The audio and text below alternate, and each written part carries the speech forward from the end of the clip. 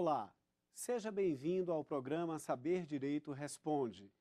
Eu sou o professor Washington Barbosa, o seu professor de Direito Empresarial. Conversamos nos últimos dias sobre essa disciplina, principalmente no que diz respeito à teoria geral, ao tripé empresário, empresa e estabelecimento e a títulos de crédito. No programa de hoje, nós temos agora a participação de 3 alunos. O André, a Maria Paula e o Leonardo, que estão aqui conosco para discutir um pouco esse tema, trazer as suas dúvidas. Vamos começar com o André. André, o que é que você tem de pergunta para nós hoje? Bom, professor, qual a natureza jurídica do estabelecimento empresarial? Ótima pergunta. Vamos lembrar que o estabelecimento empresarial é o conjunto de bens corpóreos e incorpóreos de uma empresa. Mas o André foi muito feliz ao falar qual a natureza jurídica. Quando eu me refiro à natureza jurídica, eu estou falando do conceito genérico, geral, daquele instituto. E o estabelecimento tem a natureza jurídica de uma universalidade.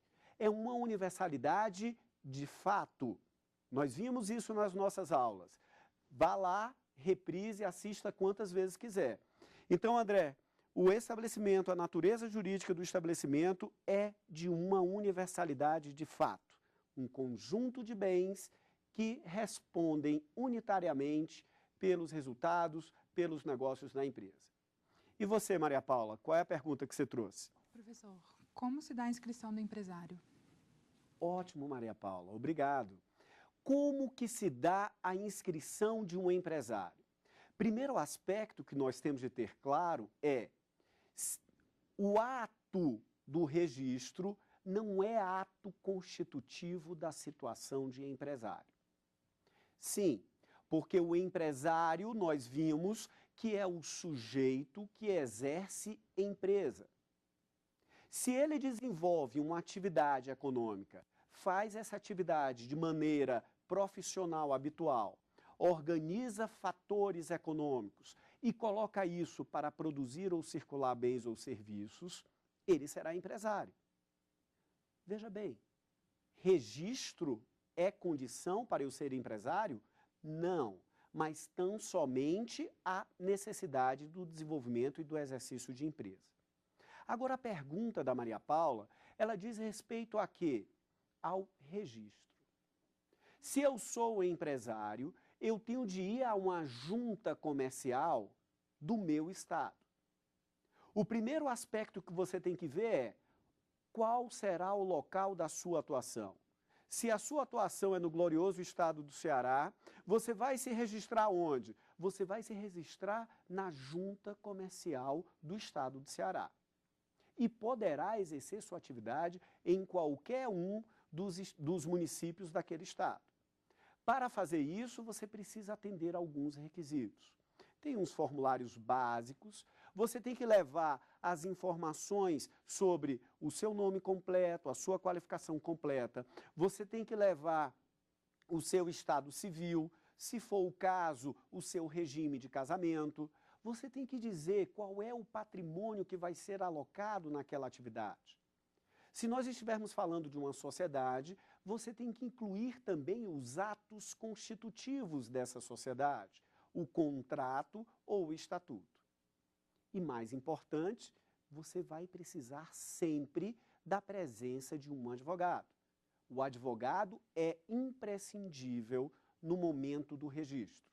Também será imprescindível no momento de qualquer alteração nesse registro. Mas você lembra, meu caro telespectador, que na nossa aula nós falamos de uma exceção, a exceção da micro e pequena empresa. Se você desempenha uma micro ou pequena empresa, pela Lei Complementar 123, você pode dispensar a presença de um advogado. Muito obrigado, Maria Paula. Leonardo. Professor, gostaria de saber, nos avais simultâneos, existe solidariedade entre os avalistas? Muito bem, Leonardo. Vocês lembram, o aval tem natureza jurídica de garantia. Aval é um garante daquela operação.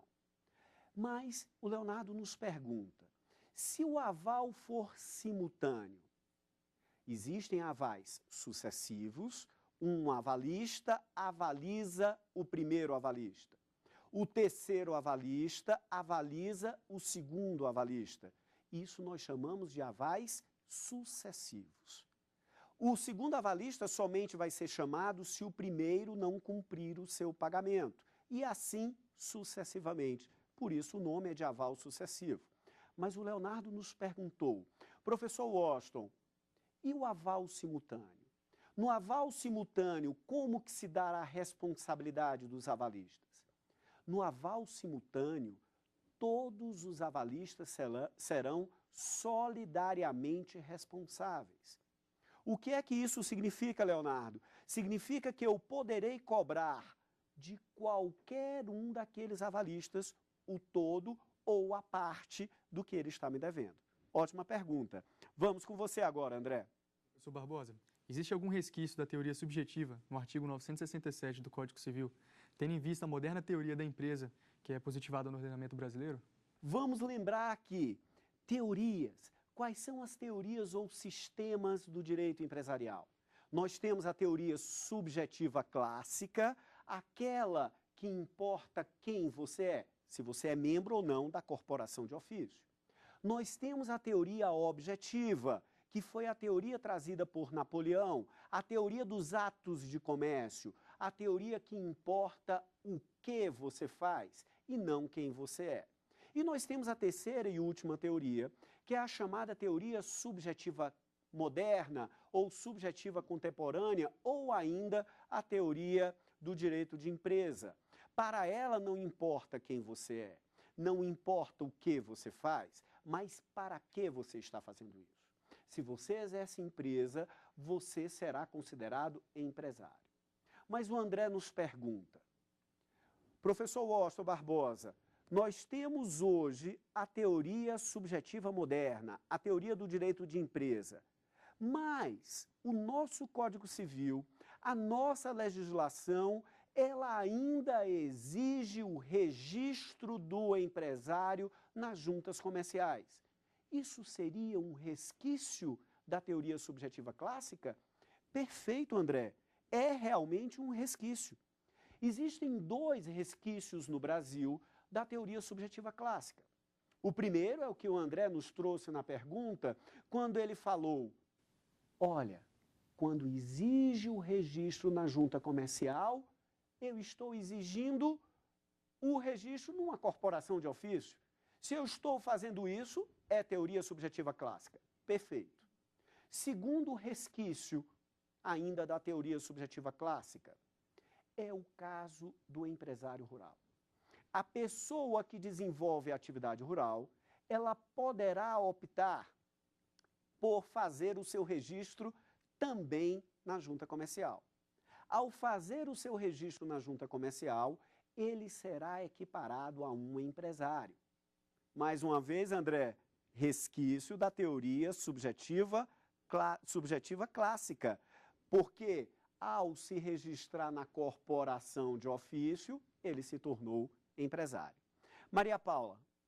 Professor, quais são os dois requisitos para exercício da atividade empresarial? Existem realmente dois requisitos. Na realidade, dois requisitos bem amplos. O primeiro deles é a capacidade. Para eu ser empresário, eu preciso ser capaz. O segundo deles é que eu não posso estar impedido do exercício da atividade empresária. Agora eu pergunto, professor Washington, o incapaz poderá exercer essa atividade? Pode, em algumas situações. Mas nós vamos conversar sobre isso mais na frente. Alguém me disse que parece que vai ter uma pergunta sobre isso mais na frente. Além disso, quando eu falo dos impedidos, uma pessoa que seja impedida da atividade, nós vamos lembrar da nossa aula. Nós temos os servidores públicos, os servidores são impedidos. Mas lembrem-se, existem 3 exceções. Se o servidor público estiver aposentado por tempo de contribuição ou por idade, ele está dispensado, ele pode exercer a atividade empresária. Se o servidor público estiver em licença-interesse sem remuneração, ele poderá também exercer atividade empresária, porque o conceito, a intenção do legislador foi tratar da incompatibilidade de horários. Preste atenção, alunos. A ideia do legislador foi: empresário é empresário 24 horas por dia, 7 dias por semana. Se ele é empresário, ele não pode ser servidor, porque é incompatível a jornada, mesmo que a carga horária seja uma carga horária pequena. E a terceira e última exceção que nós vimos do servidor público, ela diz respeito àquele servidor que está participando de um conselho de administração, de um conselho fiscal, de uma sociedade de economia mista ou de uma empresa pública. Ele vai estar ali representando o seu empregador, vai estar ali representando o Estado. Servidores são impedidos. Membros do Ministério Público, membros da magistratura também são impedidos do exercício da atividade. Ainda, os auxiliares do comércio são impedidos do exercício da atividade. E os condenados? Os condenados por crime falimentar, crime contra a ordem econômica, financeira e tributária, e os crimes do colarinho branco, que são os crimes contra o sistema financeiro nacional. Nós estamos no programa Saber Direito Responde. Nesse momento, os alunos tiram dúvidas com o professor. Eu sou o professor Washington Barbosa. Daqui a pouco, depois do intervalo, nós voltamos com mais um bloco.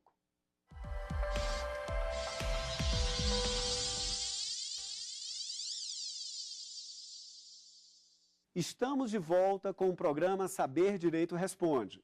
Eu sou o professor Washington Barbosa, professor de Direito Empresarial, e estamos aqui no estúdio com os alunos que estão tirando as suas dúvidas sobre a disciplina. Agora, Leonardo, qual é a tua pergunta? Professor, para ser válido o aval do avalista casado, é necessário que seu cônjuge também assine o título seguindo o artigo 1647, inciso 3 do Código Civil? Essa pergunta é muito interessante, Leonardo, porque é o seguinte: nós vimos que nos títulos de crédito, nós vimos que na atividade empresarial, o empresário não precisa pedir a chamada outorga marital. Se nós falarmos em direito empresarial, nós vamos analisar o aval e nós vamos ver que uma das diferenças entre o aval e a fiança é que o aval é um instituto cambiário. O aval é um instituto autônomo e o aval prescinde, ou seja, o aval dispensa a chamada outorga marital. E a fiança, de outro lado, é um instituto contratual, é um instituto acessório e, por ser assim, ele depende da outorga marital para que ele tenha validade. Mas só que se nós formos para o direito civil, principalmente no artigo citado pelo nosso querido aluno, nós vamos olhar o quê? Que no inciso 3º desse artigo, nós vamos ter a exigência da autorização do outro cônjuge para prestar aval ou fiança. Professor Washington, o que é que eu faço? Na realidade, se nós estivermos tratando de direito de família, se nós estivermos em uma prova, se nós estivermos em uma discussão sobre direito de família, nós vamos utilizar a legislação do direito de família. De outro lado, se eu estiver discutindo direito empresarial ou em uma prova de direito empresarial, nós vamos nos pautar pelos princípios do direito empresarial. E, nesse caso, a outorga é dispensável. Um outro ponto sobre esse assunto, que é bem polêmico, e existe inclusive artigos de lado a lado, é a súmula, a jurisprudência do STJ. A jurisprudência do STJ tem se posicionado acerca da obrigatoriedade para a fiança. A obrigatoriedade da outorga para a fiança. De aval, ele não se manifestou. Nem disse que é obrigado, tampouco disse que é dispensado. Então, nesse caso, Leonardo, eu sugeriria para você que reze para essa questão cair em uma prova discursiva e você possa trabalhar todos esses aspectos. Para você, na vida real, você, advogado, vai depender da situação do teu cliente. Se nós estivermos falando em direito de família, se nós estivermos falando em uma situação que é ruim para o seu cliente, defenda a tese da obrigatoriedade da autorização do outro cônjuge. De outro lado, se você está defendendo a tese do empresário, você vai, lógico, ter e defender a dispensa da autorização marital, da outorga marital. Por fim, não esqueça, outorga uxória não mais existe. Com a igualdade dos sexos, fala-se hoje outorga marital. Maria Paula. Professor, o novo Código Civil revogou qual parte do Código Comercial? Muito interessante. E cuidado, meu querido telespectador. Cuidado, caros alunos que estão aqui. Quando a gente fala da publicação do Código Civil de 2002, que incluiu, dentre os seus artigos, no livro 2, incluiu do direito de empresa, ele derrogou significa o quê? Revogou parcialmente o Código Comercial. O Código Comercial teve a sua parte geral revogada, mas ainda está vigindo, ainda está em plena vigência os demais dispositivos. Então, tenham bem claros, o Código Civil não derrogou, não abirrogou, revogou absolutamente o Código Comercial. O Código Civil revogou somente parcialmente. E para encerrar essa questão, não pensem vocês que pelo fato de parte do conteúdo de direito empresarial, parte do conteúdo do direito comercial e ter sido incluído dentro do Código Civil, que significa dizer que esse direito perdeu a sua autonomia. Alguns civilistas mais empolgados chegaram a tecer essa tese, mas isso não existe. Direito comercial, direito empresarial continuam como ramos autônomos, totalmente independentes do direito.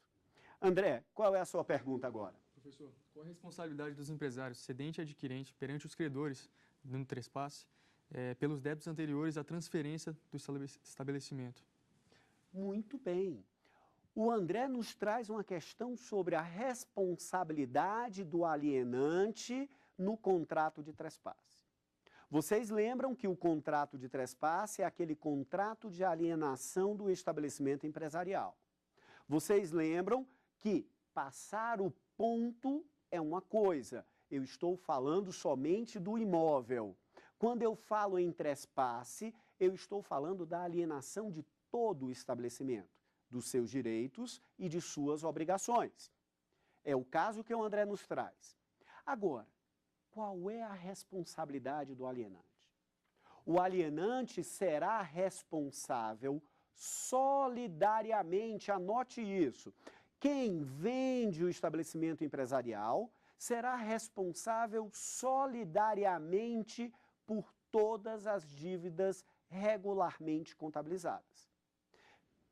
Responsabilidade solidária e a dívida tem de ser regularmente contabilizada. Lógico, ele só será responsável pelas dívidas contraídas antes da publicação do trespasse. Agora, André, tem uma outra situação interessante.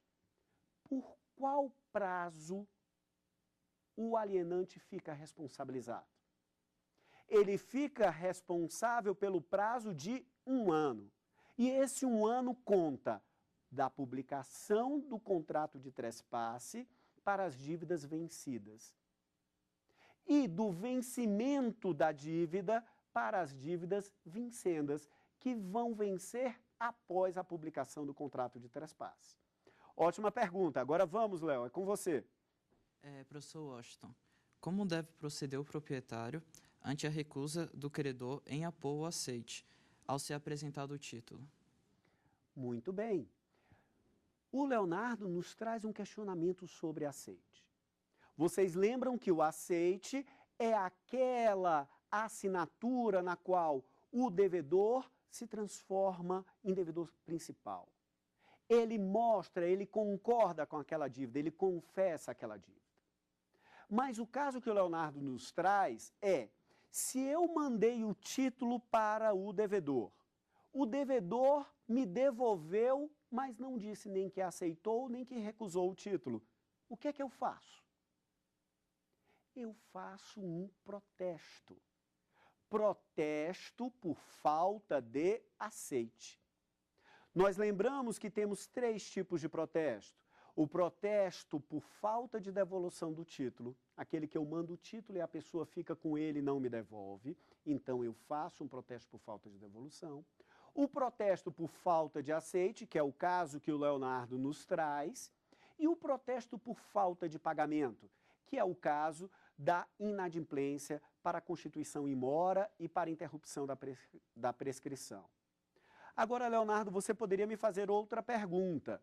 Esse protesto por falta de aceite, ele é obrigatório ou é facultativo?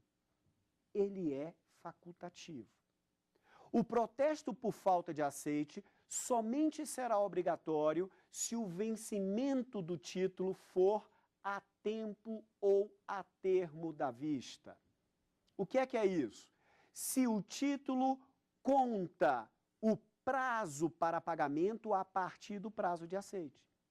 É muito comum existir esse tipo de título, principalmente nas letras de câmbio, né? Quando você fala que o vencimento vai ser de 90 dias a termo da vista.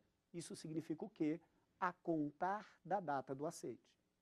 Então, Leonardo, vai ser obrigatório o protesto nesse caso. Por que vai ser obrigatório? Se ele não disser que aceitou, o título nunca vai vencer.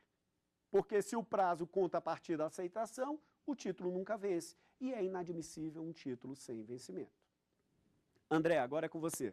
Professor, em ações judiciais que tratem de títulos de crédito, é possível ajuizar a ação só com a cópia do título de crédito?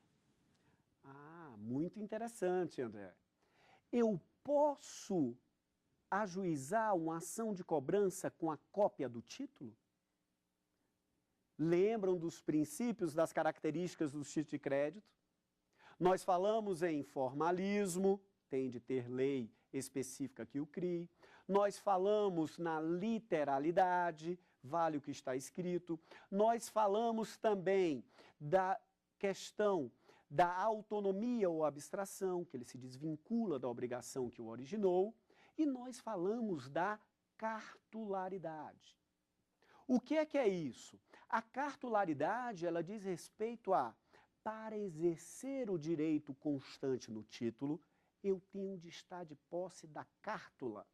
Os senhores sabem que cártula significa documento. Então, quando eu falo de cártula, eu tenho de estar com um documento na mão. Então, André, para eu entrar com ação de execução, para eu entrar com ação de cobrança, eu preciso juntar ao processo o título original, o documento original. Nós estivemos aqui no programa Saber Direito Responde. Nesse momento, os nossos alunos, os nossos convidados, o André, a Maria Paula e o Leonardo, fizeram perguntas bem difíceis. E nós tivemos aqui que explicar para você como que isso funciona. É sempre importante você primeiro estudar, você ler a lei seca e depois você fazer um exercício. O programa Saber Direito, em todas as suas formas, segue essa linha e deixa bem claro. Eu sou o professor Washington Barbosa, foi um grande prazer estar aqui com você. Aguardo vocês em outros encontros.